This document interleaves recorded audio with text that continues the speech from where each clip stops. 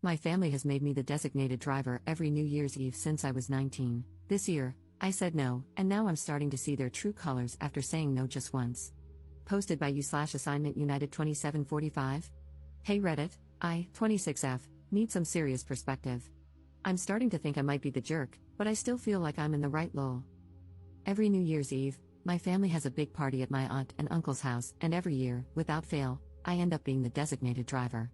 Don't get me wrong, I love my family, but it's starting to bug me. It's been like this since I was 19, even before I was legally allowed to drink. I don't drink much, maybe a glass of wine or a beer, but I don't get plastered. I'm fine with driving people home if they need it, but for the past few years, everyone expects me not to drink so I can drive them back. Every year, it's the same. Oh, can you drive? You're not drinking anyway. I always say yes because I don't want to let anyone down. Fast forward to this year's New Year's Eve. I told my family ahead of time I wasn't going to be the designated driver anymore. I just wanted to enjoy the night, have a couple of drinks, and not be responsible for getting everyone home. I even told my cousin, who usually gets really sloshed, that I wasn't driving this year, and she was fine with it.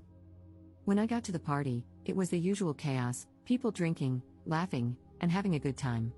I was enjoying myself, but around 11, my cousin came over and asked if I was ready to drive everyone home. I reminded her I wasn't driving tonight, I was here to enjoy the party. She looked at me like I was crazy and said, "Come on, you always drive. Don't be a beach." Which, like, WTF?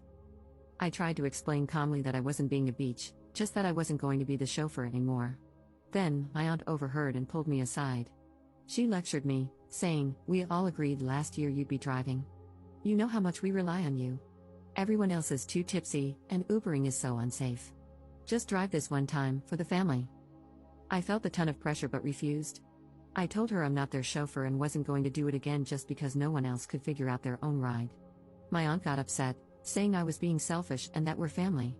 She said I'm the only one who doesn't get too drunk, so it makes sense for me to help out. I told her I had already had 3 beers, so I wasn't even legally supposed to drive myself. That's when I snapped. I told them it's not my job to be their designated driver every year just because I'm the only one who doesn't get blackout drunk. They needed to figure out their own rides this time. Then I got up and left. I felt bad walking out, but I didn't want to be a doormat anymore. I spent the rest of New Year's Eve at home, watching Netflix and eating leftover pasta with my boyfriend. My family texted me, calling me dramatic and selfish, saying I ruined the night. They said I was being super sensitive and that everyone was disappointed in me. Everyone's demanding an apology out of me now. And by the way, I got home perfectly safe by Uber. But anyway, Reddit, am I the jerk here? Relevant comments. Commenter. You are not the jerk. Your family is gross. But why didn't your boyfriend spend New Year's Eve with you? Ops response. He's a nurse and had a shift that overlapped with the party. He could have potentially come, but he was exhausted and wanted to go straight home to take a shower while he waited for me to get back. Another reason I didn't want to be the designated driver was that I didn't want to stay out too late because I wanted to see my boyfriend. Commenter 2. Well, I agree wholeheartedly with the Redditor who said you should spend New Year's Eve someplace else. What your auntie did was incredibly entitled and disrespectful. Clearly, you did not agree to be the driver. She and your other drunk relatives decided that you would be the driver. If you're going to celebrate New Year's Eve with them in the future, you need to cut the cord and be absent for a few years so that they can figure out how to handle this without you and without treating you like their paid chauffeur. Ops response. I agree, but at the same time, I feel like this is tearing a hole between me and my family, and that's the last thing I want. My sister was on my side after hearing both sides of the story. She lives on the other side of the country and is pissed off on my behalf, lol. My parents, however, are embarrassed, and I feel bad about that. Commenter 3. When you got your driver's license, did being the designated driver become a common assignment? Ops response. Not at first, I've always struggled with anxiety, and driving triggered it for a long time. I put off getting my license until I was 18 because of it. They didn't ask me to be a designated driver until I was 19, and at first, I felt kind of cool because I was being the responsible adult and helping the people I loved. But it quickly got old when I had to drive back and forth multiple times to get everyone home, and no one offered to pay for gas. Update 15 days later. So, update lol? Before I get to that, I want to address some popular questions from my last post. Some people got confused and asked similar questions, so I thought it might be nice to answer them here. How do I give everyone a ride home? My family lives about an hour and a half from my aunt's house, so I'd fill my car with everyone I could and take them home. The next day, they take their spouses' cars to pick up the ones they left. Stupid, I know. How did I get home? I got an Uber. Why was my cousin asking to leave at 11? She was drunk and probably had no idea what time it was. My aunt overheard me getting a little upset and pulled me aside, which sparked everything. Now, the update. I ended up sending a text to our family group chat, including those who didn't make it to the party but heard about what happened. I'll copy and paste what I said here. Hey everyone, I'm not going to apologize for what happened on New Year's Eve. I told you all well in advance that I wasn't going to be the designated driver this year, and I expected you to respect that. I'm not anyone's personal chauffeur, and I'm done being treated like I'm responsible for everyone else's lack of planning. When cousin's name called me a beach for not driving, that was uncalled for. And aunt's name, lecturing me about being selfish and ruining the night because I chose to enjoy myself instead of taking on that responsibility again?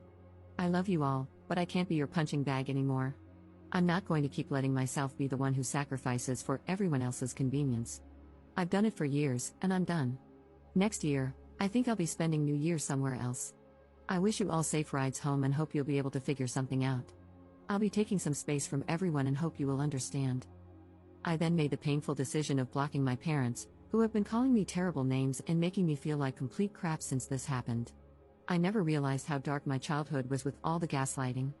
My parents are probably the reason I have such severe anxiety.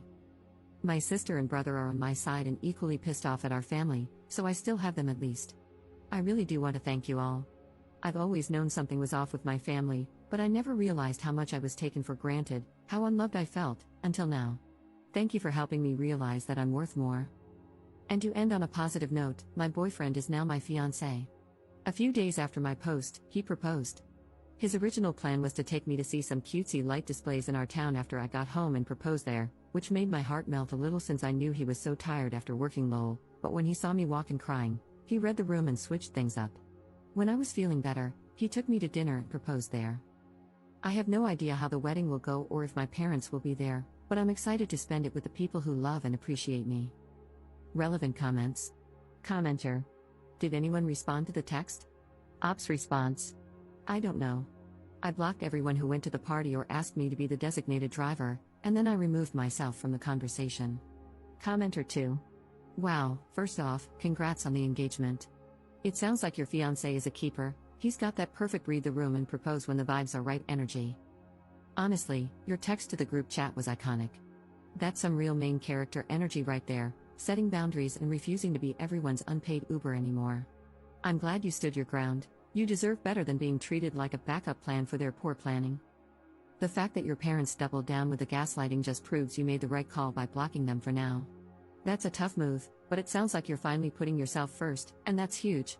And shout out to your siblings for having your back, sounds like you all are the real MVPs of the family. As for the wedding, focus on the people who truly support you. You've already got your siblings and fiancé in your corner, and that's a solid squad. The rest can figure themselves out. You're starting this new chapter surrounded by love, and honestly, that's all that matters. Ops response. He's the best, he's always had my back with my family. He wanted to come with me to the party to support me because he thought they might act up, but I knew he'd be tired after working, so I told him not to worry about it. He also helped me write this post and has been reading all of your comments, lol, and he says hi. Commenter 3. Congratulations on everything. Please let your parents know that they are uninvited to your wedding until further notice.